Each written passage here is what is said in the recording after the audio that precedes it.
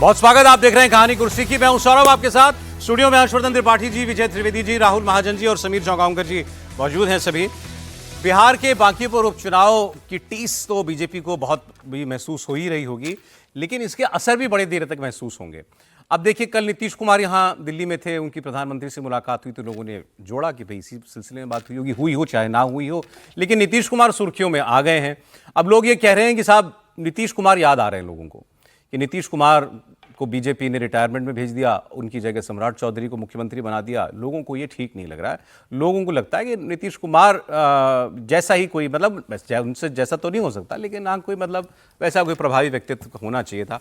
ऐसा ऑपोजिशन के लोग ये धारणा बनाना चाहते हैं बिहार में सम्राट चौधरी के खिलाफ एक कैंपेन खड़ा करने के लिए।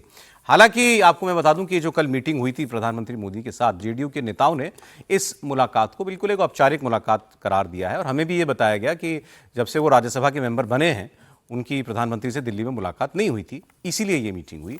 हालांकि मीटिंग की टाइमिंग ऐसी थी कि इस पर बात होनी थी। बीजेपी के बांकीपुर जैसी सुरक्षित सीट हारने के पीछे जो बातें बताई जा रही हैं उसमें ये नीतीश कुमार का, मैंने आपको बताया, ये जिक्र किया ही जा रहा था कि उनको हटाना कई लोगों को पसंद नहीं आया।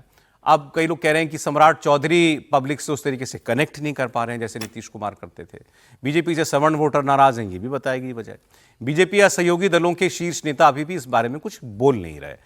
अब एक बाहुबली विधायक है, वहां की विधायक ही हैं सर, नहीं अभी है ना, अनंत सिंह, नहीं शायद इनकी वाइफ विधायक है, खुद भी अनंत सिंह, चले एनीवे नेता है तो है ही अनंत सिंह।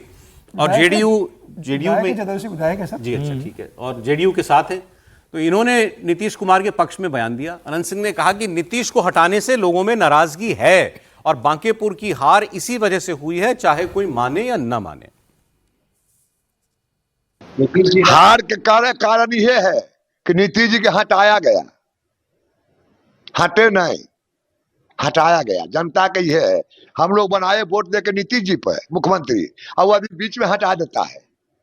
अच्छा, जनता की बात नहीं लगा, लेकिन भाजपा हटाया है नहीं, लेकिन जनता में मैसेज ये है कि नीतीश जी के मंजूरी हटा दिया गया है तो वोट नहीं दिया। जनता मालिक है, कुर्सी वाला कोई मालिक नहीं है, लेकिन बन जाते हैं कि हम ही मालिक हैं, गलती है, मालिक जनता है।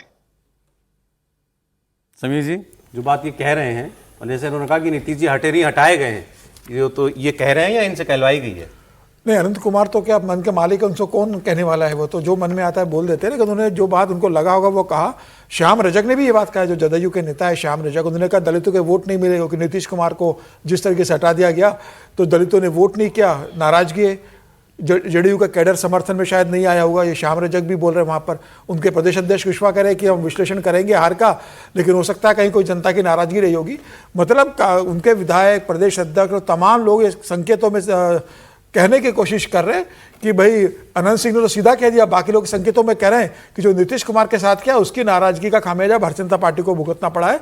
तो मुझे लग रहा है कि अब भारतीय जनता पार्टी भी सोचेगी कि भाई अब कैसे जेडीयू को साथ में लेकर जाएगी। जेडीयू का बयान जिस तरीके से आ रहा है, और कल चिराग पासवान ने जिस तरीके से बात की है प्रशांत किशोर से, और जेडीयू को भी ये लग रहा है कि आने वाले समय में क्या प्रशांत किशोर कुछ बनेंगे, तो पार्टी के अंदर जिस तरीके से भारतीय जनता पार्टी और जेडीयू के अंदर जिस तरीके से एक मतभेद नजर आ रहे हैं इस सीट को लेकर, तो मुझे लगता है कि आने वाले दिनों में चिंता की बात है भारतीय जनता पार्टी और जदयू दोनों के लिए। हालांकि शीर्ष नेतृत्व में बहुत सहमति बनी हुई है। तो क्या सम्राट चौधरी पर जिस तरीके से प्रशांत किशोर हमला बोल रहे, तो क्या जदयू भी चाहता है कि भाई प्रशांत किशोर हटे? हालांकि कहा था कि वो नीतीश कुमार की चॉइस थे, लेकिन कोई एक बड़ा वर्ग है क्या जदयू में जो चाहता है कि प्रशांत किशोर सम्राट चौधरी के सर मुख्यमंत्री बनने से जेडीयू क्या बीजेपी में भी कई लोगों को नहीं पसंद होगा? नहीं, लेकिन दो उप मुख्यमंत्री जदयू के जो बने हैं वो दोनों इस बात से बहुत नाराज है कि भाई सम्राट चौधरी जिस तरीके से पूरा कंट्रोल कर चल रहे हैं और पूरी तरीके से अप्रासंगिक कर दिया दोनों उप मुख्यमंत्रियों को।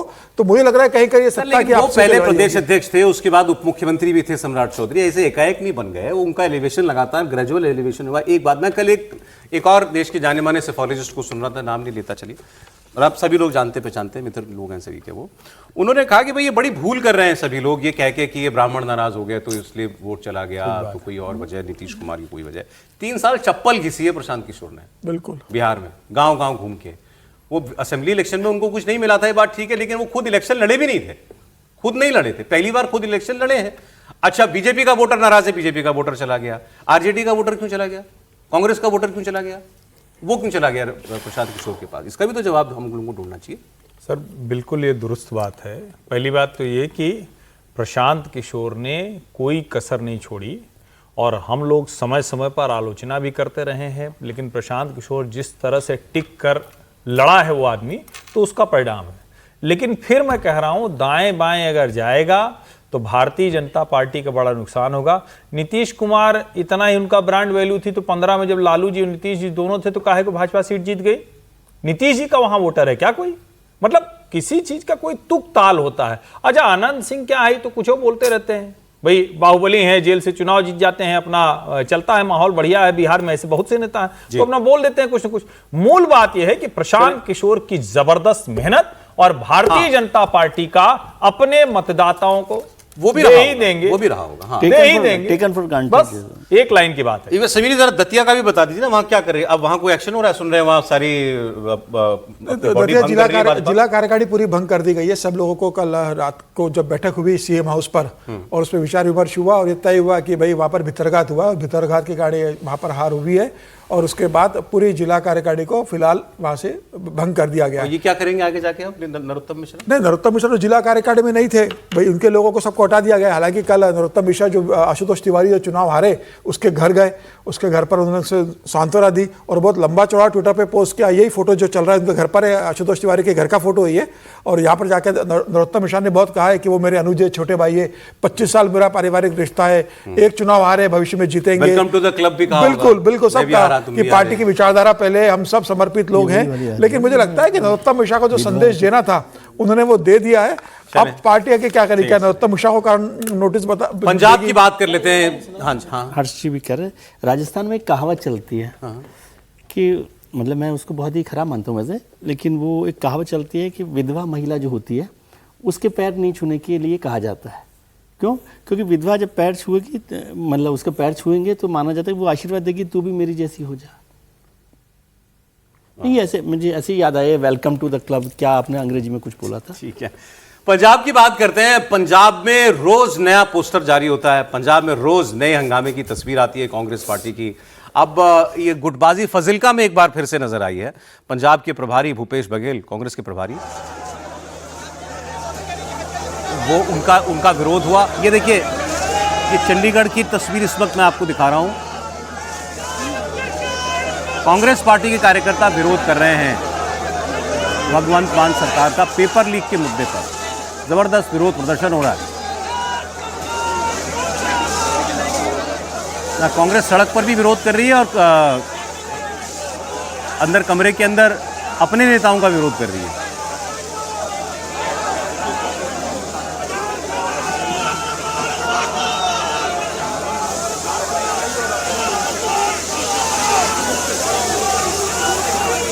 अरे भूपेश बघेल के वो अंग्रेजों के जनरल डायर टाइप यूनिफॉर्म में जगह बड़े बड़े होर्डिंग लगे हैं, गो बैक के। खैर, ये पेपर लीक के मुद्दे पर कांग्रेस का प्रदर्शन चंडीगढ़ में इस वक्त जो है वो चल रहा है। भगवंत मान सरकार पर दबाव बनाने की कोशिश हो रही है। राहुल जी, क्या खबर है पंजाब की कांग्रेस की? लड़ रहे हैं जैसे मध्य प्रदेश लड़ रहे हैं, आपस में लड़ रहे हैं। देखिए, बरनाला में क्या हुआ, चरणजीत सिंह चन्नी जो हैं वो, उनके समर्थक जो हैं वो अमरिंदर सिंह राजा जो कि कांग्रेस के प्रेसिडेंट हैं उनसे भिड़ गए। आपने अभी भूपेश बघेल का बताया कि उनके सामने जो है वो नारे लगा रहे थे कि जो हर बूथ कांग्रेस मजबूत, और चरणजीत सिंह चन्नी जो है वो जिंदाबाद, ये नारे लगे हैं। तो वो मतलब आपस में जो लड़ाई है कांग्रेस की वो पंजाब में ख़त्म नहीं हो रही। वो अब कई साल हो गए इस बात को, अलग अलग नेता आए, अलग अलग लड़ाइयाँ हुई, आपस में लड़ के उन्होंने पंजाब में कांग्रेस की हालत ख़राब कर दी। उसके बावजूद कांग्रेस जो है वो कई सारी सीटें जीत जाती है, ये भी हैरानी की बात है। इंडिविजुअल नेता ऐसे हैं जो जीत जाते हैं, क्योंकि संगठन के नाम पे तो वहाँ पर कल तो एक प्रोग्राम में अमरिंदर राजा वडिंग जो प्रदेश अध्यक्ष है, उन्हीं का झगड़ा है ना चन्नी से। उन्होंने तो ये अभी तक वो देखिए चन्नी का सम्मान करते आए, चन्नी के बारे में कोई एक शब्द नहीं बोले। वो चन्नी को अपना भाई बताया, कहा कि मेरे बड़े भाई हैं, मुझसे ज़्यादा काबिल भी हैं, सब कुछ कहा। कल उन्होंने एक बार ये कहा एक प्रोग्राम में कि ये देखिए कि कांग्रेस पार्टी इतनी बार सत्ता में आई, कभी रिपीट नहीं हुई पिछले कई दशकों के अंदर। तो उन्होंने नाम लेके बोला कि कैप्टन अमरिंदर सिंह मुख्यमंत्री बने, 2 बार उन्होंने सरकार अपनी हरवाई, मतलब रिपीट नहीं हो पाए। फिर उन्होंने चन्नी का नाम नहीं लिया, उन्होंने कहा हम 80 विधायक थे, हम 18 पे आ गए। तो 80 विधायक के समय चीफ मिनिस्टर कौन था? चन्नी थे। नाम नहीं ले रहे, लेकिन कह रहे हैं कि 80 वाले ने भी हमको 18 पे पहुंचा दिया। तो वही बात है ना, आपस में अगर आपके संगठन में इतनी लड़ाइयाँ होंगी, झगड़े होंगे, सत्ता को लेकर एक दूसरे के खिलाफ आप इस तरह से काम करेंगे, तो नेचुरली आप जो है सत्ता से दूर रहेंगे, और वही जो है पंजाब में हो रहा है। जबकि पंजाब में इस वक्त ये जगह है कि कांग्रेस अगर ठीक से वहां काम करे तो वो जो है सत्ता में अपनी भागीदारी बढ़ा। मैंने अच्छा याद दिला दिया आपने। कल मैंने एक पंजाब को बहुत समझने वाले जर्नलिस्ट को मैंने एक्स पर पढ़ा, उन्होंने कहा कि ये जो कांग्रेस में चल रहा है, ऐसा ना हो कांग्रेस तीसरे नंबर की पार्टी बन जाए। कहां तो सरकार बनाने की पोजीशन में हम मान रहे थे कांग्रेस हो सकती है, चैलेंजर है आम आदमी पार्टी की, उनका कहना था ये सब चलकर लोग तीसरे नंबर पे आ जाओ। ये हालत हो गई कि भूपेश बघेल ने अमृतसर में घर ले लिया था वहां पर, मतलब रहने के लिए, और जब बवाल इतना मच गया है कि अब उन्होंने वहां पर रहने से मना कर दिया है कि मैं दिल्ली रहूंगा, बीच बीच में आता रहूंगा। मतलब वो कहते हैं कि मैं सरकार बनाकर लौटूंगा वापस दिल्ली। अब वो प्रभारी कह रहा है किसी की भी जैसे अपने मुख्यमंत्री थे छत्तीसगढ़ में, उन्होंने बीजेपी की सरकार बनवा दी, तो हो सकता है इस बार वो बीजेपी की सरकार बना के लौटे कि देखो मैंने अपने राज्य में भी बीजेपी की सरकार बनवाई। कभी नहीं निकलता ना कांग्रेस वो आम आदमी पार्टी की सरकार, बीजेपी सरकार बनाएगी पंजाब में इस बार, ये अब तय मानना सर, तय मानिए बीजेपी की सरकार बन रही पंजाब में। पता नहीं कहां से बन रही है, मुझे तो नहीं लगता, पर इतना आगे बढ़ गए हैं तो सर। हाँ, आपकी भी 2 शब्द आई जाएं फिर इसमें। नहीं, कांग्रेस जितना चांस उनके पास था सरकार बनाने का, वो दिनों दिन वो कमज़ोर होता जा रहा है उनका, जो अपनी लड़ाई है, आपस में लड़ाई है। और मैं तो देख रहा जितना प्रदर्शन हो रहा है, जितना विरोध भी हो रहा है भूपेश बघेल का, इतना तो वहाँ छत्तीसगढ़ में भी नहीं हुआ उनका विरोध कभी। सीरियस नोट पर मैं बता रहा हूँ भाई, वो वहाँ पर नेता रहे, इवन जब वो थे क्या नाम था, बीजेपी ने भी कभी बीजेपी ने भी कभी विरोध नहीं किया, भूपेश बघेल का। चले अगली खबर बताता हूं आपको। कल इसकी बड़ी चर्चा हुई थी तमिलनाडु की। तो तमिलनाडु में कल पूर्व डिप्टी सीएम उदयनिधि स्टालिन, जो अब नेता विपक्ष हैं, उनके एक बयान पर काफी हंगामा हुआ। काफी उनका ऑब्सीन बयान था, सेक्सिस्ट बयान था, डबल मीनिंग बयान था। एक्ट्रेस हैं त्रिशा, जो कि दोस्त हैं चीफ मिनिस्टर विजय की, उनके खिलाफ उन्होंने एक रैली में दिया था। इसके बाद उनको गिरफ्तार कल कर लिया गया था। बाद में मद्रास हाईकोर्ट ने कहा कि इनसे पूछताछ पुलिस को करनी है तो कर लें, और उसके बाद उनको छोड़ दें। इसके बाद जब उदयनिधि स्टालिन की रिहाई हुई तो उनका ऐसे ग्रैंड वेलकम हुआ जैसे कल किसी ने लिखा जैसे कॉमनवेल्थ का मेडल जीत के आए हो, मतलब कोई जंग जीती हो जैसे जूनियर स्टालिन ने, ऐसे उनका वेलकम हुआ। ओपन कार में सवार होकर के वो आए, झंडा लहराते हुए, नारेबाजी हो रही थी, आतिशबाजी हो रही थी, जश्न मन रहा था रिहाई का। अब ये सब कुछ हुआ तो अब कल भी हम लोग ये बात कर रहे थे, इन तस्वीरों का मौका दिया किसने? इनको मौका दिया विजय ने। वो बात जो थी वो इतनी खराब बात थी विजय ने जो कही कि उस पर उनकी खुद ही इतनी धुलाई होनी थी, हर जगह उसकी आलोचना हो रही थी, होती अभी भी होगी। लेकिन ये काम करके वो अटेंशन सारा जो है इस बात पर चला गया कि ये देखो अरेस्ट कर लिया, और हाईकोर्ट को भी कहना पड़ा छोड़ो, ये अरेस्ट नहीं बनता है इस मामले में, आप उनको तुरंत रिहा कीजिए। 2 घंटे में उनकी रिहाई का ऑर्डर आ गया। और वो इस दौरान जब तक वो कस्टडी में रहे पुलिस की, डीएमके के कार्यकर्ता सड़कों पे रहे, हर जगह पर, जगह जगह विरोध प्रदर्शन, तमाशा, ये सब कुछ चलता रहा। आप देख ही रहे हैं, कोई रिग्रेट तो है नहीं उनको, वो तो हंस रहे हैं, मुस्कुरा रहे हैं। अच्छा, क्या वो कहेंगे मैंने नाम तो किसी का लिया नहीं, नाम उन्होंने लिया भी नहीं था विजय जी। नहीं, वो जो बोला है, जो सब कुछ हुआ है वो बहुत खराब है, मतलब उसको मैं किसी भी तरह से। बट पॉलिटिकली कैसे देखते हैं? पॉलिटिकली वो गलत फैसला किया, जो कल भी हम लोग इसकी चर्चा कर रहे थे, विजय ने जो किया, क्योंकि इतना मौका आप उनको देते हैं। जब भी बात हो रही थी कि गिरफ्तारी करने की जरूरत नहीं है, क्योंकि इस तरह से वो हीरो बनाने की बात हो रही है पार्टी, बल्कि इस तरह से रिवाइव होती है, उनको मौका मिलता है। यदि इसको चलता, कुछ बात हो जाती, बयान हो जाता, ठीक है, अब क्या कर सकते हो, पॉलिटिकल लीडर जिस तरह से करते हैं। और ये फिल्म मैं बता रहा हूँ कि ये झगड़ा वहाँ पर तमिलनाडु की फिल्म इंडस्ट्री का है, जो दोनों के बीच में है। अब उसको पॉलिटिकल तरीके से कैसे, ये भी मैं आपकी पढ़ रहा था कि इन्होंने तो, ये खुद भी फिल्म प्रोड्यूसर है और एक्टर भी रहे हैं पहले। हाँ, हाँ। और इन्होंने एक फिल्म प्रोड्यूस की थी जिसमें विजय और त्रिशा दोनों थे। पहले दोस्त थे, पहले दोस्त थे, और दोनों बॉलीवुड उससे हैं, तमिलनाडु की फिल्म इंडस्ट्री से। ठीक है, लेकिन लाइफलाइन दे दी ना विजय ने इनको एक? नहीं सर, कोई लाइफलाइन नहीं मिली। ये विजय की पार्टी को चाहिए कि उदयनिधि के इस घटिया गंदे चेहरे को पॉलिटिकली लोगों के सामने ले जाए। विजय ने पहला अच्छा काम किया जो गिरफ्तारी कराई, और कोई भी इस तरह का घटिया बयान दे, आम व्यक्ति नहीं है ना वो कि जिसको माफ कर दिया जाए, वरना तो शरद पवार पर टिप्पणी करने पर केतकी चिताले 40 दिन जेल में चली जाती, सुमित ठक्कर आदित्य ठाकरे पर टिप्पणी करने पर जेल पर चला जाता है, और भी लोग ममता बनर्जी पर कार्टून बनाने पर जेल में चले जाते, सभी जेल में चले जाते हैं।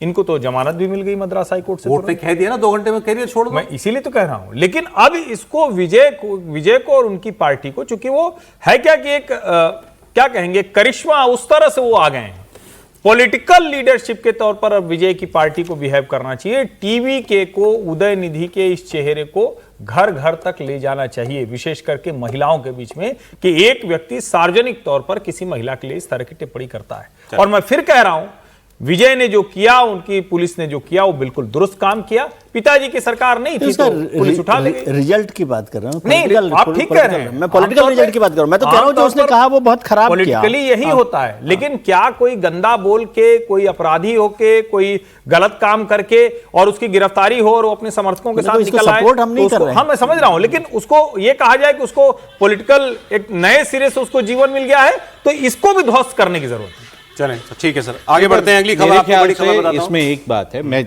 हो सकता है जहां तक मेरी जानकारी है, मैं गलत भी हो सकता हूं, लेकिन जब कोर्ट में इस बारे में बात हो रही थी, सरकार ने ये कहा कि हम इन्हें कस्टडी में नहीं रखना चाहते हैं।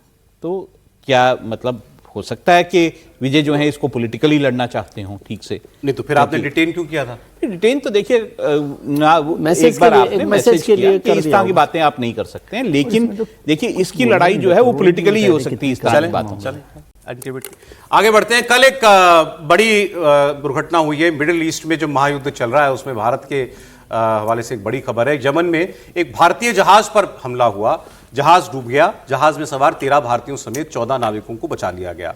ईरान समर्थित हौती विद्रोहियों पर हमले का आरोप लगा है। गनीमत यह थी कि हादसे में किसी की जान नहीं गई। इस हमले को लेकर भारत ने कड़ी आपत्ति जताई है। इसके बाद डीजीएमए को तत्काल कदम उठाने के निर्देश दिए गए हैं। खाड़ी में तनाव के बाद यह चौथी बार है कि किसी भारतीय जहाज पर हमला हुआ है। जून में ओमान के तट पर एक भारतीय शिप पर हमला अटैक हुआ था। इसमें 3 भारतीय नाविकों की मृत्यु हुई थी, वो अमेरिका ने किया था। अब यमन के पास लाल सागर में हूतियों ने यह हमला किया। हूतियों का वहां सऊदियों के साथ जो है झगड़ा चल रहा है। अच्छा, वहां रेस्क्यू भी जो है वो यमन के लोगों ने, कोस्ट गार्ड वगैरह ने जो है उन्होंने किया है। तो ये मामला वहां टल नहीं रहा। हम कई बार आपको इस प्रोग्राम में बता चुके हैं। ये तो चलिए भारत का ही जहाज था, भारत ही आ रहा था। अदरवाइज भी वहां पर जो और जितने शिप्स फंसे होते हैं या जो कोशिश करते हैं निकलने की, उनमें बहुत सारे इंडियन सी फेयरर्स हैं, बहुत सारे सेलर्स जो होते हैं वो भारतीय हैं, भारतीय मूल के हैं। तो ये एक खतरा लगातार जो है वो वहां पर बना हुआ है। और एक अपडेट आपको मैं अमेरिकी राष्ट्रपति ट्रंप ने जो कहा उसका भी दे देता इसका हूं। मतलब भारत सरकार बड़ी कड़ी आपत्ति कर रही है। सर क्या करें, वहां पर हर जहाज, लगभग ऑलमोस्ट हर सेकंड शिप पर इंडियन है वहां पर। अभी बात करते हैं इस पर। ट्रंप क्या कह रहे हैं एक बार बता देता हूं। ट्रंप ने एक बार, एक तो वो धमकियों का उनका कोई मोल नहीं है, ईरान को कभी धमकाते हैं, कभी पुचकारते हैं, चलो अब बात कर लो। अब वो कह रहे हैं कि कल तक जो है साहब हम ये स्ट्रेट ऑफ हॉर्मुज खुलवा देंगे। अब जाने आज रात में कौन सा ये मंत्र फूंकने वाले हैं कि कल सुबह तक स्ट्रेट ऑफ हॉर्मुज खुल जाएगा। सुन लें। It's not very complex. We're talking about the strait, the opening of the strait, having it open literally by tomorrow, completely open. And that's phase 1. बताइए, कह रहे हैं शिप वो खुल जाएगा कल। अब तो दोनों तरफ संकट हो गया ना। ये तो इधर हुआ है, यूथियों का हमला तो रेड सी वाले रूट पे हुआ है। सर लेकिन अब ट्रंप साहब की बात पे भरोसा नहीं किया जा सकता। लेकिन कल रात को मैं देख रहा था कि जो कुछ डेवलपमेंट ज़्यादा हुआ है, बड़ा डेवलपमेंट हुआ है ईरान ओमान में, ईरान ओमान के बीच में। और उस ईरान भी शायद उस पर सहमति कुछ बनी है। वो तो एक रूट बना रहे हैं ना शिप 60 डेज इंटरिम एग्रीमेंट की बात है। एग्रीमेंट पर कोई बात हुई है, ये इतना 60 जरूर है। days का मतलब ये interim बिल्कुल agreement उस तरह का बयान नहीं है जो ट्रंप साहब रोजाना प्रेस कॉन्फ्रेंस करके देते हैं। उससे थोड़ा सा आगे बात बढ़ी है। रात को मैं देख रहा था। लेकिन इस पूरे मामले में इतने समय से इतनी बातें हुई है कि जब तक कुछ हो ही नहीं जाए ठोस। ये ईरान और ओमान कोई समझौता कर रहे हैं तो वो उसमें अमेरिका का कोई स्टेक हुए बगैर तो कोई मतलब नहीं। ओमान से अमेरिका की काफी क्लोज है ना, तो ऐसा नहीं है कि अमेरिका की मतलब बातचीत किए बिना ओमान जो है वो ईरान से बात कर। और ये जो भारतीयों की जो शिप पर अटैक हुआ, ये तो देखिए अब वहां पर जो है हूतीज अलग हैं, वहां पर बाकी सब अलग हैं। ईरान की अपनी IRGC जो है वो अलग तरह से काम कर रहा है। तो जब तक समझौता हो नहीं जाता तब तक तो जो है ये इस तरह की घटनाएं होंगी। नहीं, लेकिन भारत सरकार का थोड़ा सा कड़ा रिएक्शन होना चाहिए मेरे हिसाब से। सर क्या करें आप इसके अलावा और क्या कर सकते हैं? आपकी ताकत का अंदाजा इससे लगता है कितने देशों का, अमेरिका के कितने जहाजों पर हो गया हमला, ये बताइए मुझे। ये अमेरिका तो ऐसा नहीं लड़ रहा है। ऐसा एक्सक्यूज नहीं, अमेरिका के मुझे जहाज लगा वहां उसके से खिलाफ गुजर तो भी बहुत रहे सारे हैं, हैं। अमेरिका के जहाज वहां से आ नहीं रहे हैं। आ नहीं रहे ना। अमेरिका के मतलब जो अमेरिका के लिए जो सारा काम कर रहे हैं, इतना चलें, सारा कह रहे हैं किसी भी और देश किसी भी और देश का उस तरह से नहीं हो। मैं कह रहा हूँ भारत को थोड़ा सा और कुछ रास्ता निकालना चाहिए। ये एक्सक्यूज नहीं चल सकता कि क्या करें, क्या तो कहीं भी मत करिए, कुछ भी क्या कर सकता है। बाकीपुर से ईरान तक कहीं क्या करने वाला जवाब थोड़ी हो सकता है। त्रिपाठी जी कुछ बोलेंगे आप? नहीं, अब चूंकि इसमें तो विजय जी का ये टिपिकल था, बांकीपुर से ईरान तक चले गए तो अलग बात, दोनों अलग अलग है। लेकिन इस मामले में भारत ने, चाहे वो अमेरिका के उसमें हमले में हुआ हो, चाहे ईरान के हमले में हुआ हो, चाहे रशिया के हमले में हुआ हो, भारत ने जितने डिप्लोमेटिक चैनल्स के जरिए जो एक्सरसाइज किया जाता है वो किया। और जो सबसे बड़ा सवाल है कि दुनिया में जो भी ऐसे इंटरनेशनल रूट्स हैं उस पर कोई भी ये सिक्योरिटी नहीं, अगर सिक्योर नहीं कर सकता, अगर इस तरह के हालात बने रहेंगे तो उसको दुरुस्त करना जरूरी है। चलिए मैं आपको अंत में पाकिस्तान की एक खबर और दे देता हूं मैं। अब ये इस वाले सीन से तो पाकिस्तान आउट हो ही गया, लगभग कोई बात नहीं कर रहा है ईरान और अमेरिका के युद्ध में पाकिस्तान के अंदर बहुत कुछ चल रहा है। पाकिस्तान में अब ये चर्चा है और बड़ी सीरियस चर्चा ये चल रही है इस वक्त कि जो उनका फील्ड मार्शल मुनीर है, आसिम मुनीर, वो अब ऑफिशियली टेक ओवर कर सकता है पाकिस्तान को और वो पाकिस्तान में राष्ट्रपति बन सकता है विद ऑल पावर्स, जैसे मुशर्रफ था उस तरीके से। इसकी बात कैसे शुरू हुई और बड़ी सीरियस डिस्कशन चल रही है वहां पे इस बात को लेकर के। इनका जो होम मिनिस्टर है, क्या नाम है सर उसका? मोहसिन नकवी होम मिनिस्टर है और मोहसिन नकवी आसिम मुनीर का साला है, रिश्तेदार है, साला है, बीवी का भाई है। तो उसने एक बयान दिया, उसने ये कहा कि हमारा जो ये सिस्टम है पाकिस्तान का, ये कोलैप्स कर चुका है। आप मानिए या ना मानिए, 70 साल से हम इसकी लाश को ढो रहे हैं, ये बर्बाद हो गया है, हमें एक नया सिस्टम खड़ा करना पड़ेगा। और उसने कहा कि अगर डेमोक्रेटिक सिस्टम में भी रहना है तो भी कुछ नया करना पड़ेगा, नहीं तो कुछ और सिस्टम लाना पड़ेगा। तो लोगों ने कहा भाई अच्छा, होम मिनिस्टर कह रहा है कि सिस्टम बर्बाद हो गया तो अब क्या होगा। वहां से एक बात चलनी शुरू हुई। फिर बयान आया, वो जो बिलावल भुट्टो है, वो बिलावल भुट्टो के पिताजी राष्ट्रपति हैं और केंद्र की सरकार जो वहां चल रही है वो बिलावल भुट्टो की पार्टी और शहबाज शरीफ की पार्टी की मिलीजुली सरकार है। और बिलावल भुट्टो बयान देते हैं, वीडियो बना करके कहते हैं कि पीएमएल वालों, मतलब नवाज शरीफ शहबाज शरीफ वालों, सुनो, आवाज सुनाई दे रही है, tick tock tick tock tick tock tick tock, ये तुम्हारे जाने की घड़ी की घंटी बज रही है। ये वो बयान दे रहे हैं। तो इन सारी बातों को जोड़ करके ये वहां उनके ही लोग जो हैं ये अंदाजा लगा रहे हैं कि अब देर सवेर आसिम मुनीर खुद राजा बनने जा रहा है। राजा तो अभी वैसे भी वही है, ठीक है, आधिकारिक रूप से वो नहीं, लेकिन अभी भी राजा तो पर्दे के पीछे तो आसिम मुनीर जो चाहता है वही होता है। लेकिन अब ठीक है, आसिम मुनीर को लग रहा होगा कि अब वक्त आ गया है कि मैं परवेज मुशर्रफ जैसा सारी सत्ता मेरे पास हाथ में आ जाए, मैं घोषित राष्ट्रपति वहाँ का बन जाऊँ। तो अभी देखने वाली बात होगी वो कब लेते हैं। लेकिन अभी जिस तरीके से वहाँ पर पीओके में जो बवाल मचा हुआ है, ऐसी स्थिति में वो क्या कोशिश करेंगे, या बलूचिस्तान के अंदर जो मचा हुआ है वहाँ पर बवाल, ऐसी स्थिति में वो जाएंगे। मुझे लगता है कि पहले आसिम मुनीर अभी रुकेंगे, पहले वो बलूचिस्तान का मामला और पीओके में जो चल रहा है, जिस तरीके से वहाँ लाखों लोग सड़कों पर है, लगातार वहाँ पर सेना अत्याचार कर रही है, पहले वो उस आंदोलन को खत्म करने की कोशिश करेंगे, उसके बाद कोई स्टेप लेंगे। फिलहाल मुझे लगता है कि इसके सुबगाहट जरूर है, वहाँ पर ऐसी चर्चा जरूर है, लेकिन इमीडिएट वो ऐसा निर्णय लेंगे फिलहाल नहीं है। लेकिन आने वाले समय में ये तय है कि आसिम मुनीर पाकिस्तान की कंट्रोल अपने हाथ में लेंगे। सर समय इतना ही था, बहुत धन्यवाद समीर जी, राहुल जी, विजय जी, हर्षवर्धन जी, बहुत शुक्रिया आपका प्रोग्राम में आने के लिए।